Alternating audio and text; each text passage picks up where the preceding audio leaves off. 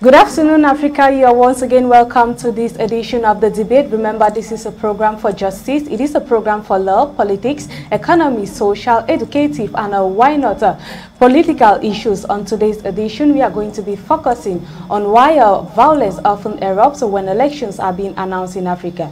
Remember that Zambia, of course, organized its general elections on August 12th of 2021 with a rate of fatality. Of course, it led to the death of 2 people.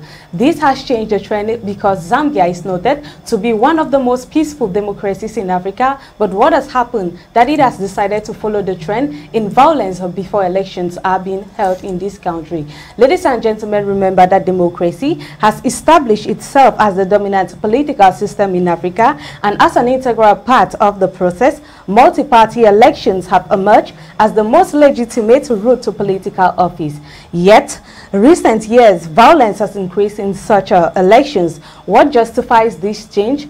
On today's edition, ladies and gentlemen, we are going to be receiving a professor and a Pan-Africanist. He is no other person than Professor Akuhmbom Mark Anthony. Good afternoon, and thank you for joining us. Thank you very much, Promise, and to my fellow panelists and to Africa watching us out there. I am opportune to be here. I think this is my first time of being here, and I think we're going to make the debate to be a great one, as we'll be doing everything possible to respond to the questions that will be coming our way for the good of the people of Africa. Thank you so much, Professor. Our next panelist for the day is no other person than a youth civil society activist, Tebi. Good afternoon, and thank you for joining us. Good afternoon, Promise, and good afternoon to all listeners out there. Happy joining you all this afternoon.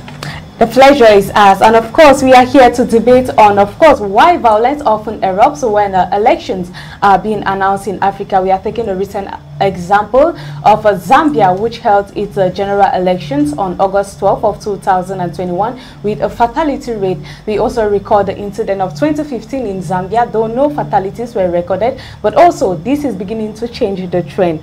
We are going to commence with you, Professor Akuhmbom. What justifies pre-election violence in Africa?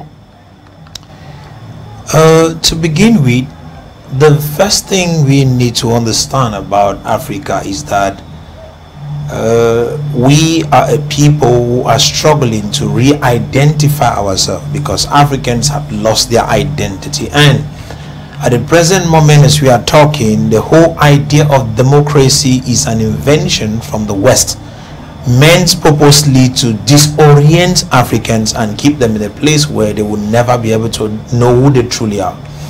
And you see, from my perspective of what democracy is from the ancient African world, it was never a game of division like the present democratic structures brought and system brought to us from the West.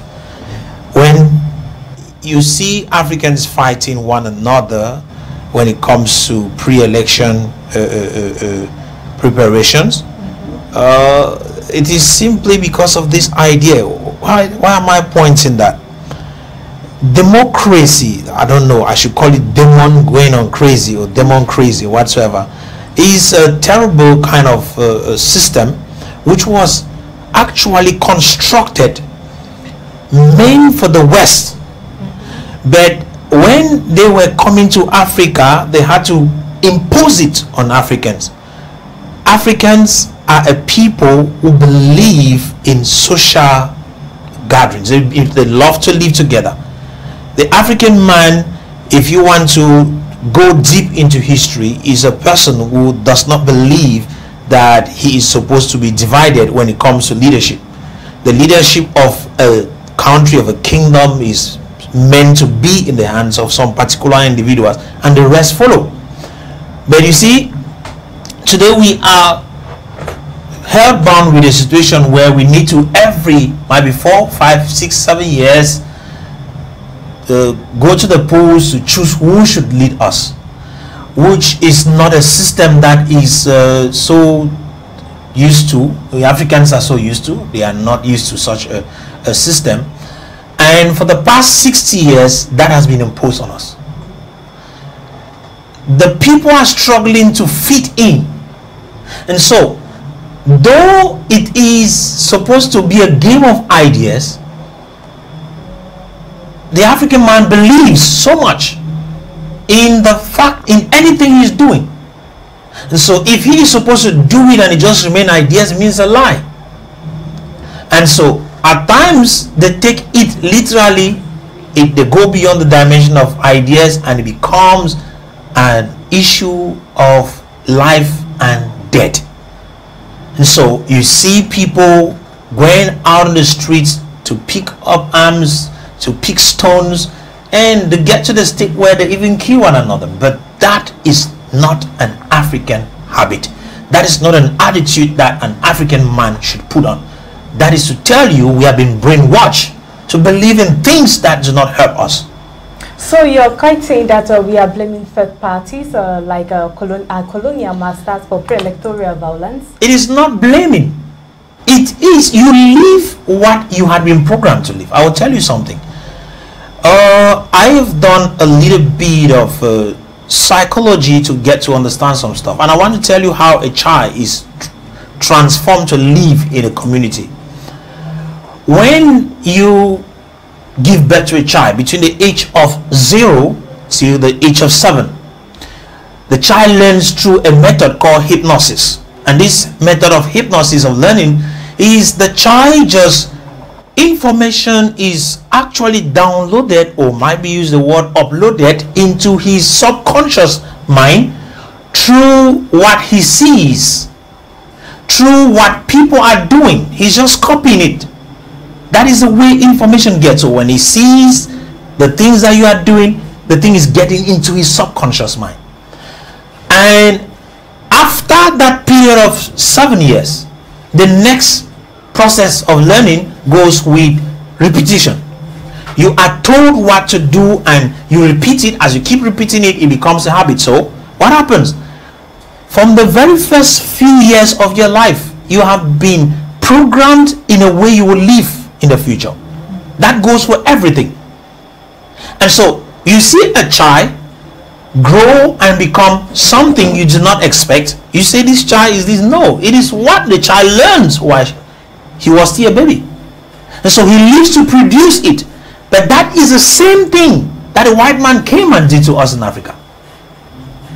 First, they came, collected people like animals, carried to Europe, came back to Africa in 1884. That was December 1884 till February 1885.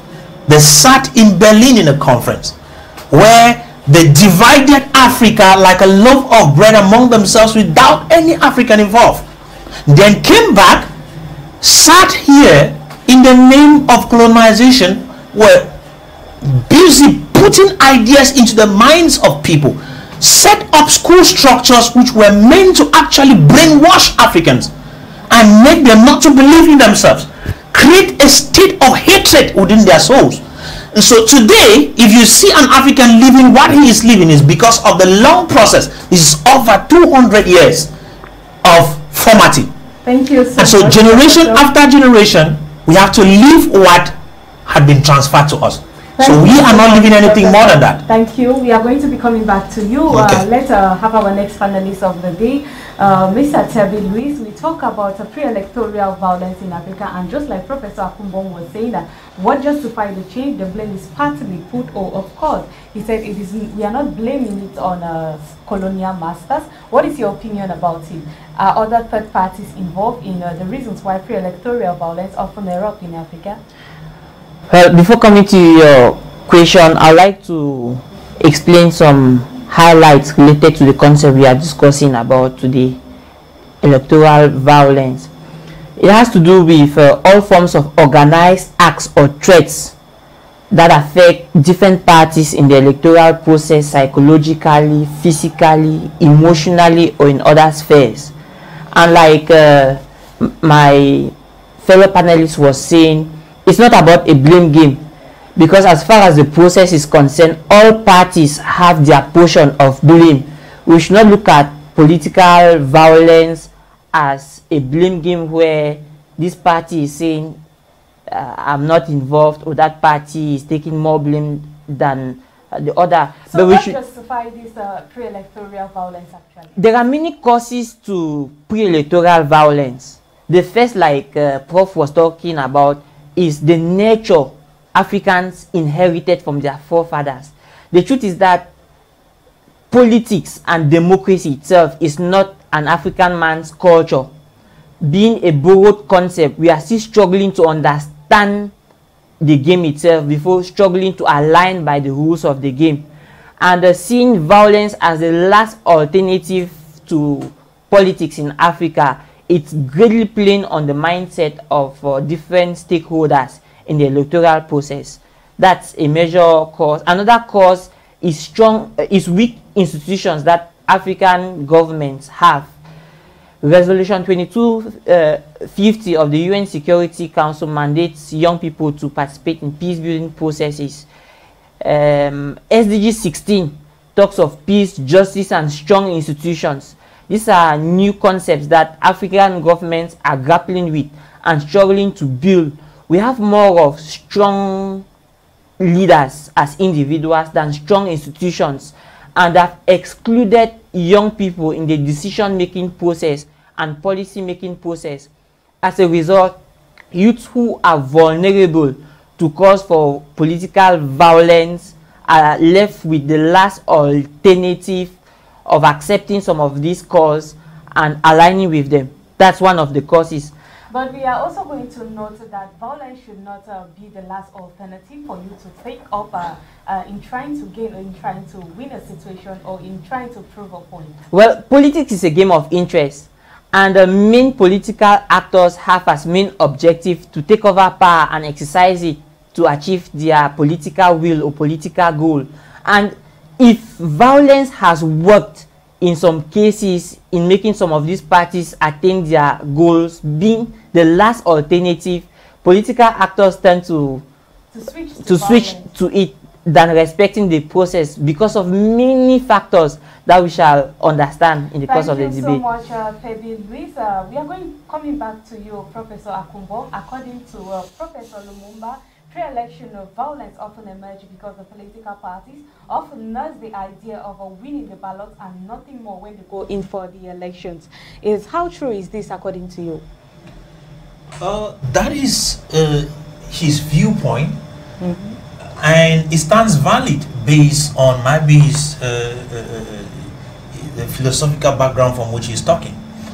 If I have to look at the whole idea of parties, this goes back to tell us that we are talking about a system that has been brought which is contrary to our own very systems. You see, not to take the place of Professor Lumumba, I want to say this. When you look at Africa, back from when you had the Ghanaian Empire, from when you had the Malian Empire, from when you had, name all the empires that you had in Africa, there was a leadership system that was in play. The question is, if they succeeded, what was it that caused them to succeed?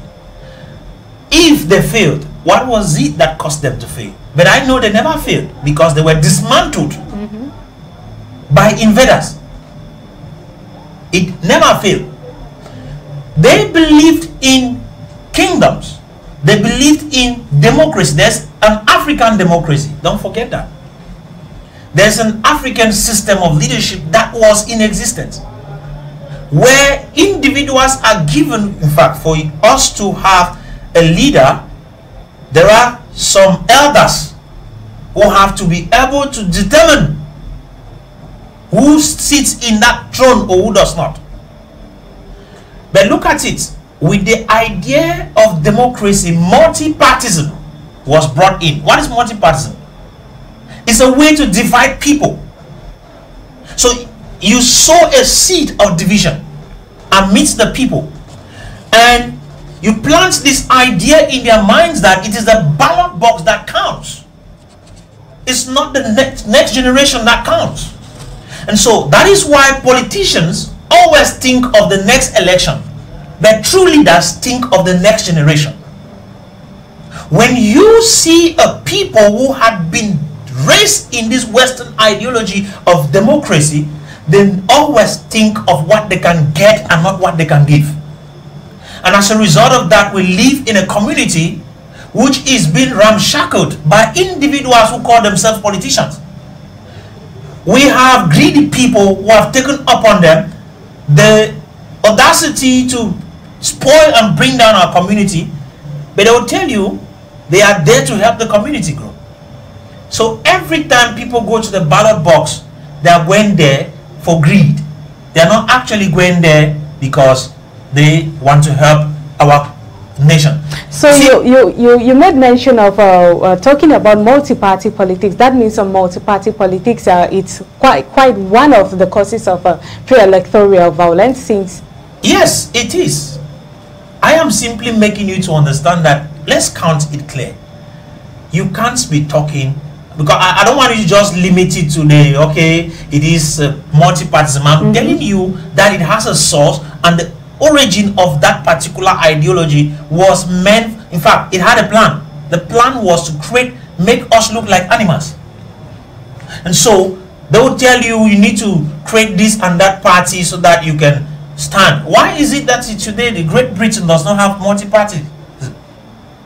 They are the ones who colonized most of the English speakings. Why don't they have multi-partisan?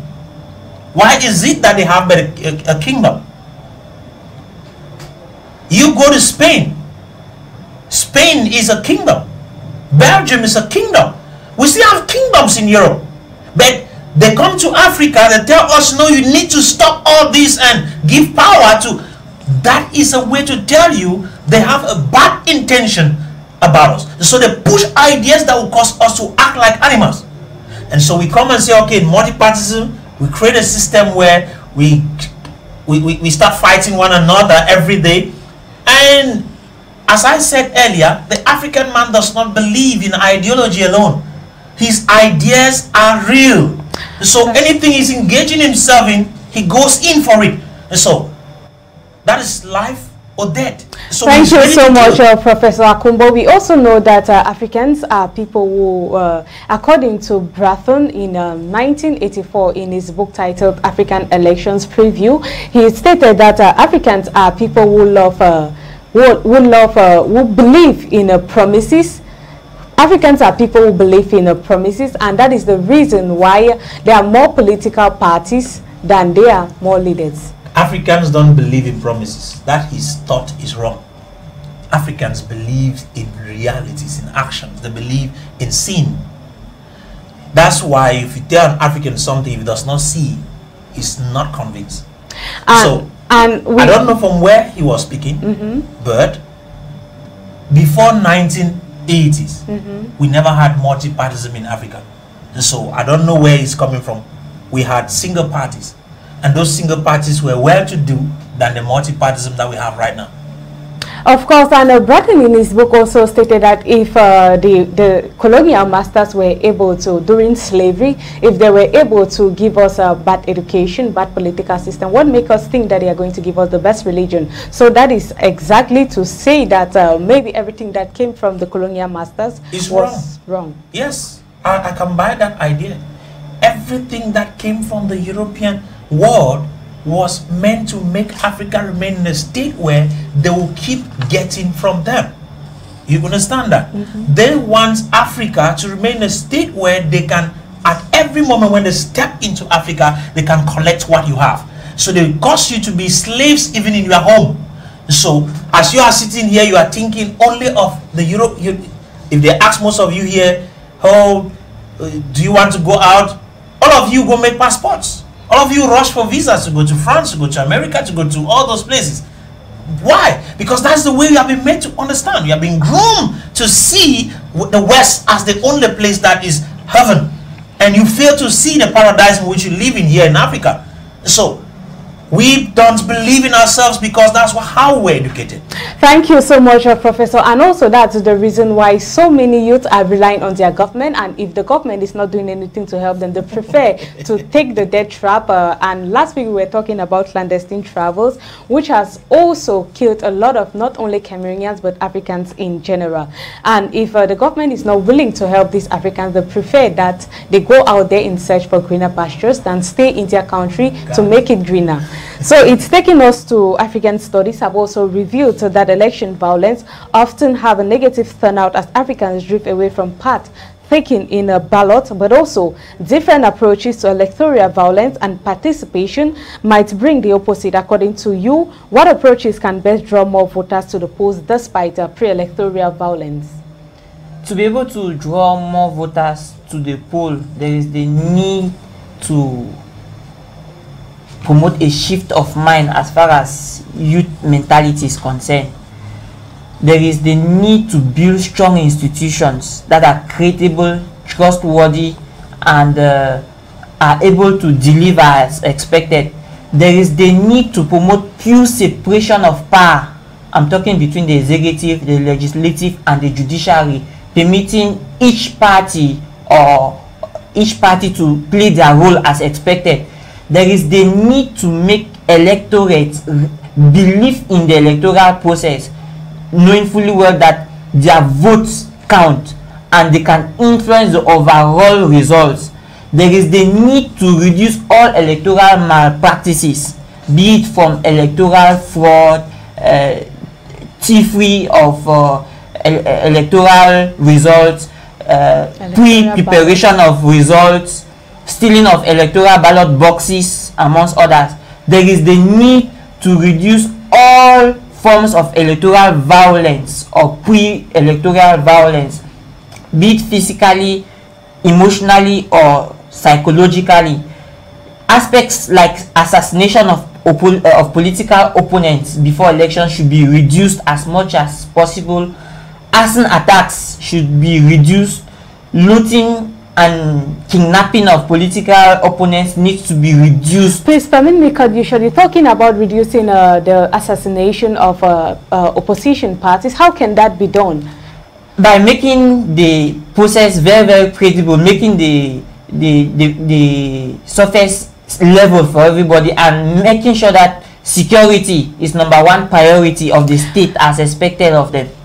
Security is always involved. We talk of Zambia recently on the 12th of August when they were hosting their general elections. We noticed that the opposition party's chairman for Zambia's main opposition party chairman was being assassinated before that, on the 11th of August, before elections day, even though there was tight security in the area. So maybe some other strategies, I don't know if you can propose some other strategies that can work in preventing assassination of opposition candidates before elections. In preventing assassination of political opponents before elections, there are two aspects that I'm proposing that could be institutionalized.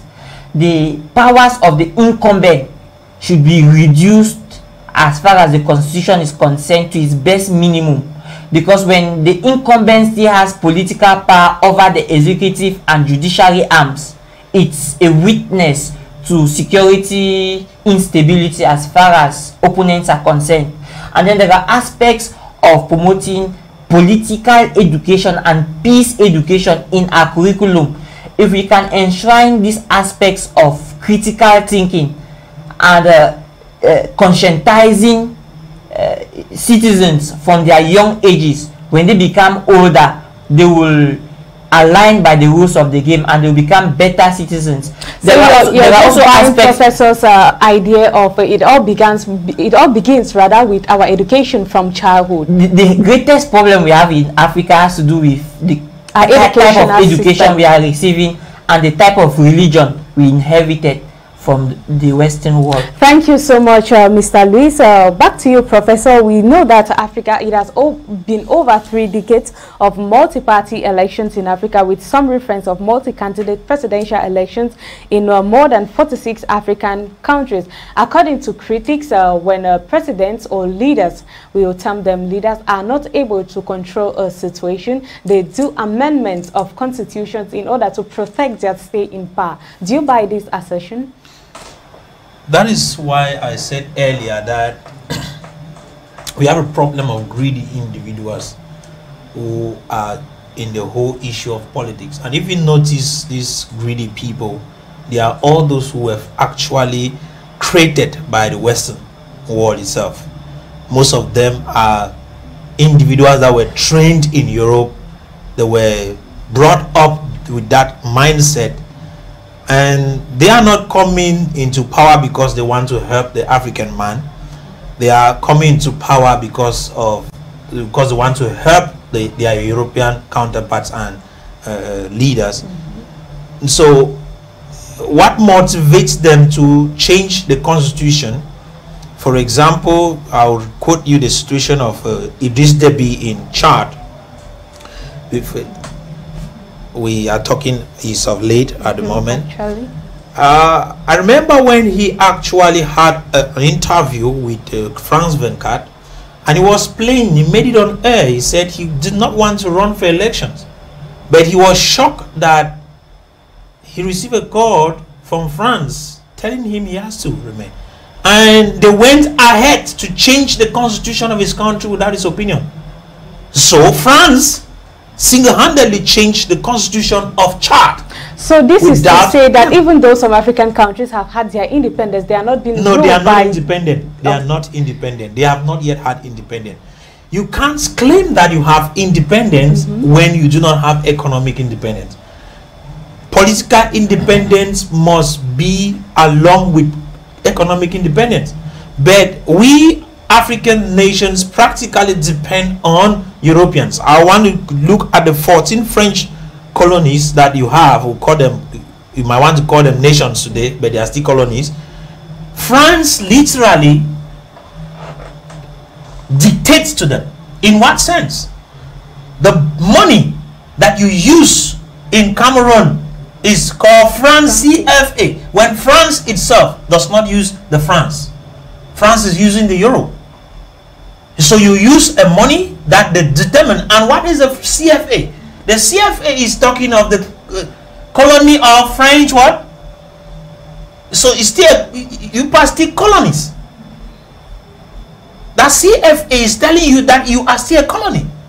And so they dictate on what you use, where to print the money, where the reserves of the money are supposed to be kept, the reserves of the CFA francs that Cameroonians are using, or the SMAC is using, or the entire 14 African nations who are under French care, the money is, their reserves are kept in France, not in Africa.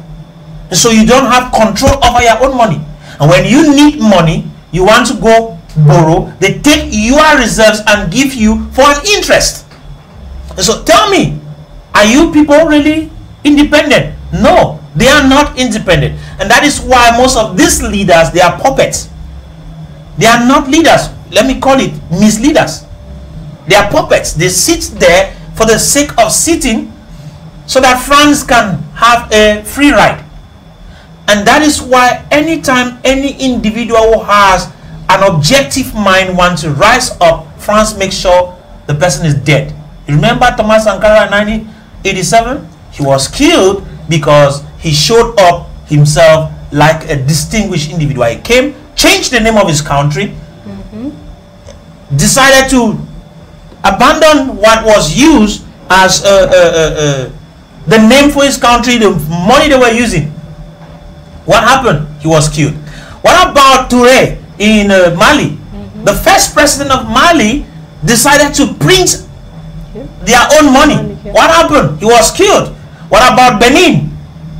So when you start going and counting, you discover that these people, the colonial masters, will never want to give you people independence because they want to have control of the minerals people are having in this continent. Thank you so much, Professor. That's just to say that independence only exists in a Papers, yes. and it is not being put into practice in this African continent. Unfortunately for us Africans, just like it is said, we don't have leaders, we just have representative of leaders in Africa. So we are also aware that broadcasting and elections, they represent only one aspect of electoral participation, as a pre-electoral violence has found a niche in the other aspects. What can be done actually in Africa? I'm still addressing to you, Professor. What actually can we do to avoid pre-electoral violence? You talk of the necessity of living multi-party elections, multipartism in general.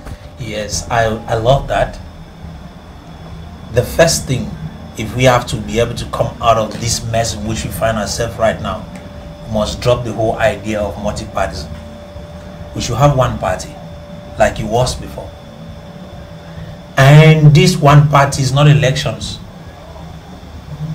It is either we choose to just make these African nations just become kingdoms again, or we say, okay, a single party. In this single party, everyone who wants to run for election, it is based on your memorandum. You present a memorandum, we go through it. It should tell us what a manifesto, I beg your pardon. Okay. You present a manifesto that tells us what you can do, and we should be able to hold you on that. There are some particular individuals from every region which should be able to go do the voting. And these individuals should come from communities, from each community. The people of a community choose to say, okay, this person will represent us, this one will represent us. That is the way it should go. And when that happens, we have now a house which is called a House of Representatives. Indeed, this House of Representatives now chooses the president. Just like in Great Britain, they do not have, they might have parties, but the way the prime minister is chosen is not by ballots that we go make ballots. There's a way.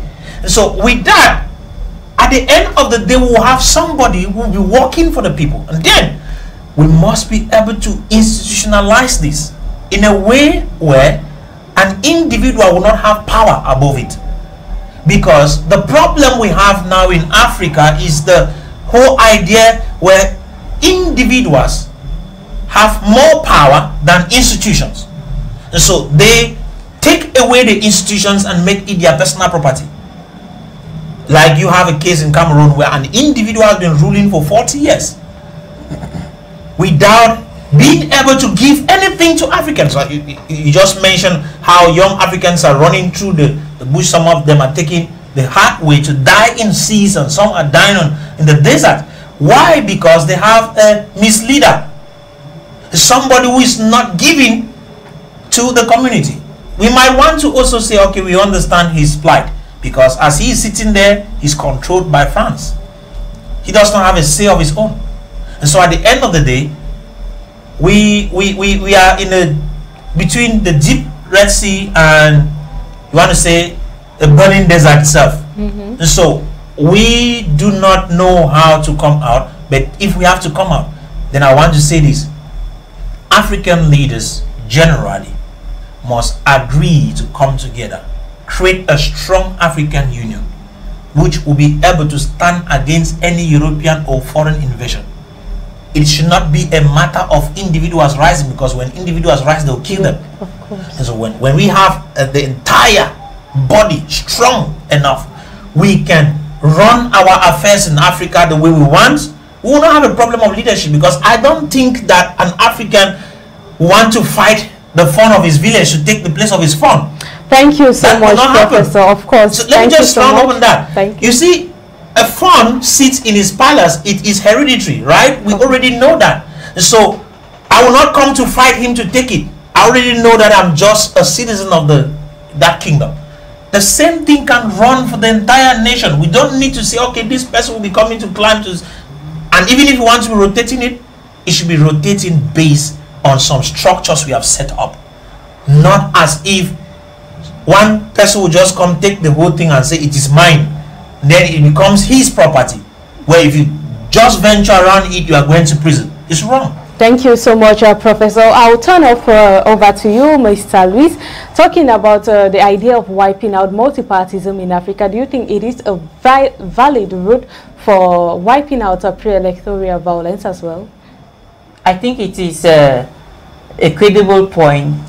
However, I am yet to fully understand how we can easily wipe out that, perhaps through coming up with new constitutions that will govern the different states we have across Africa. But coming to the question you asked as well, I would like to propose that building strong justice systems and independent electoral systems that are void of partisan politics could go a long way in coping pre-electoral violence, electoral violence, and post-electoral violence. This is because if we have well-established justice systems that could mediate electoral disputes, disputes or differences or conflicts are mostly perceived from a distance, and if some of these conflicts could be mediated in a non-violent way, that will give the different conflicting parties the opportunity to reason together and seek a way forward, it could greatly reduce pre-electoral violence. You talk of us making available justice system that can easily mediate conflicts. Do you think Africa does not have those justice systems yet? We have justice systems that are infiltrated mostly from the ruling government. If you should quote some countries around Africa, you observe that most of decision makers in the judiciary sector were once members of the ruling government. So it becomes they align with everything that has to do with the ruling government. It becomes very, very difficult for them to differentiate justice and equity from partisan politics. And so as a result, it's difficult for them to come out with fair judgments, and it builds distrust between the population or the electorate and the electoral process itself. As a result, considering the fact that electorates are not certain that they can get justice from unjust systems or institutions, they result in electoral violence as last alternative. Let's come back to our electoral violence.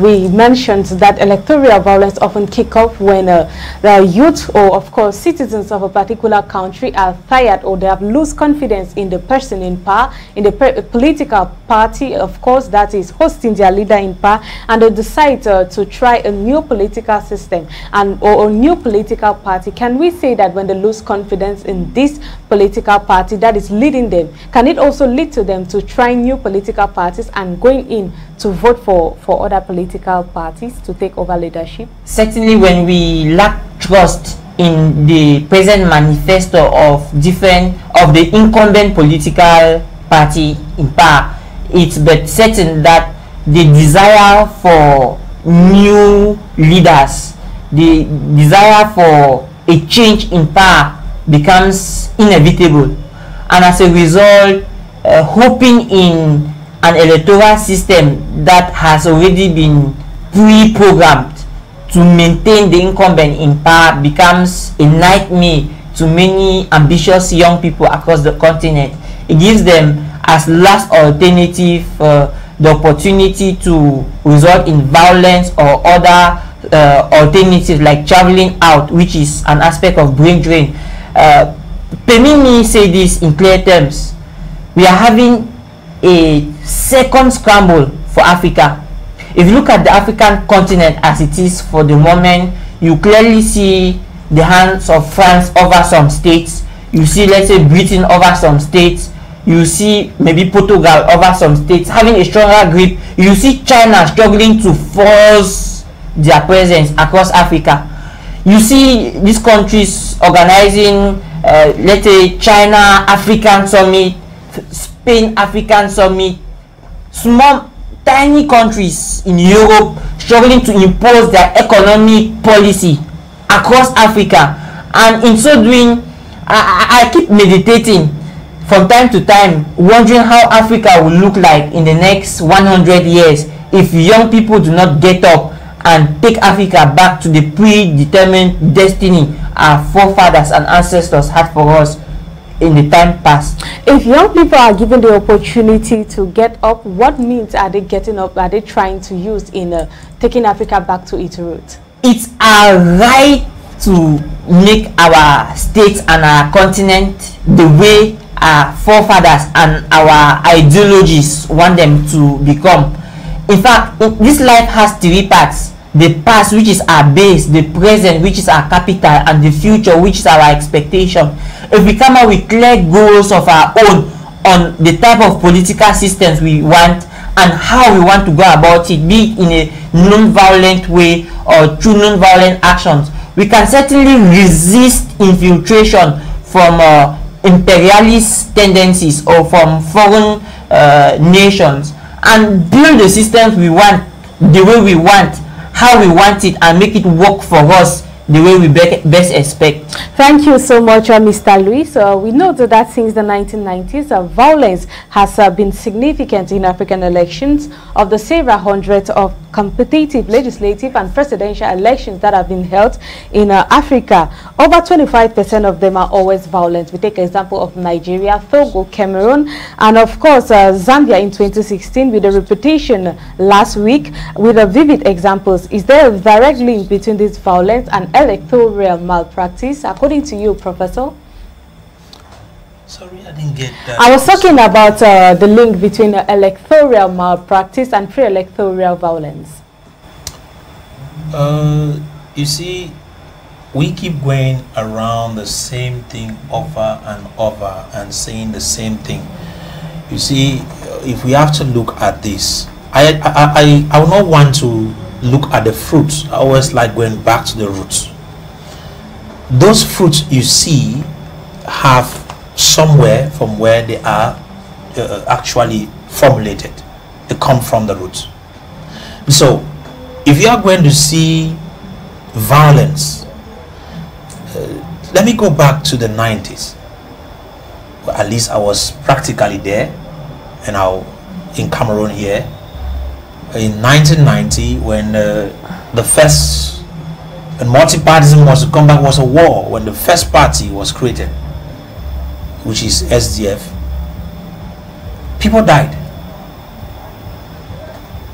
During the elections in 1982 and after the elections, there were dead people that came from that. I remember we went to the streets with stones. 1992. 92. Yeah. We went to the streets with stones because we claimed that the person whom, by then I could not even vote, but for the fact, the excitement, at least at 10, 14 years, so I was no more a child. So we went out with stones in the street. We had to say, okay, this man has won and you have stolen the elections. Why? That is the way the people were meant to see it. It is a war between this party and that party. It is not ideology. Why?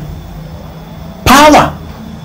So the greed for power is practically the reason for that violence, because it is easy for somebody to win an election and the other person set power into his hands or not.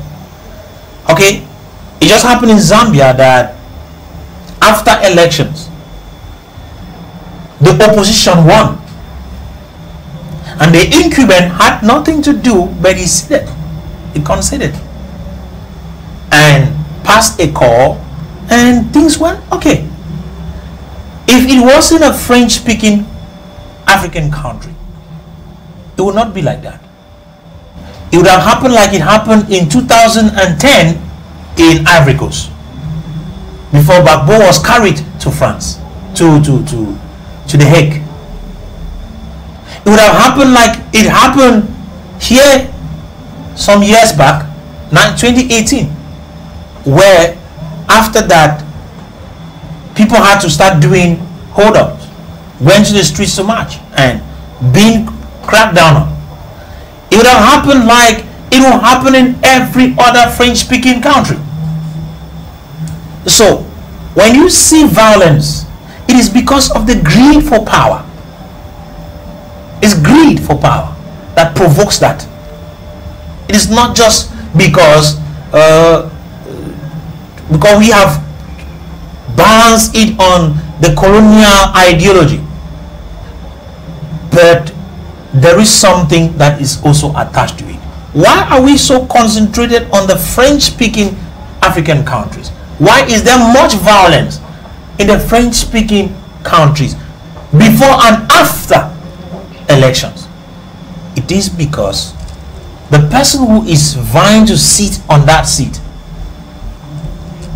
he is to represent not the people.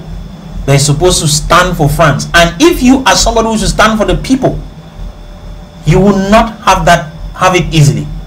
You either be killed, or you will win the election and they'll take it away from you, which will result to much anger from the people who want change. For example, young people today are finding it uneasy here in Cameroon to leave. There are practically no jobs for them. Why? Because the educational system that the French people gave you was to train you to go for jobs. And so you go to the universities, you come back, you start looking for the same job that the education told you have to have. But true education is supposed to create a hunger in each one of us, where you become creative. The word education comes from a Latin word educos, and educos actually means to bring out from within. And so it means that once you are educated, you are supposed to get inspiration for aspiration. You are inspired so that you can bring out what you possess inside, and that already is creativity. Which means once you are educated, you are supposed to become creative, innovative. You are supposed to become industrious. But what has happened? We have been trained to become beggars. So young people are practically begging to leave. And then you hear that they took their time to go and vote. Then somebody steals it. What do you think the young person will do? I choose this person, you took away my election, so they get violent. So the purpose of the violence actually has nothing to really do with the election. It has to do with the economy. Okay. It's the economic situation that provokes people to act the way they are acting. Because if they are eating well, they have what to do, you will not see people going to the streets to create violence. No. When they do that, it's because they are hungry. And the person sitting in power is not doing anything good to help them. But if we have a system like in Libya, before the white man came again to destroy it, you see, when France enters somewhere, there's destruction.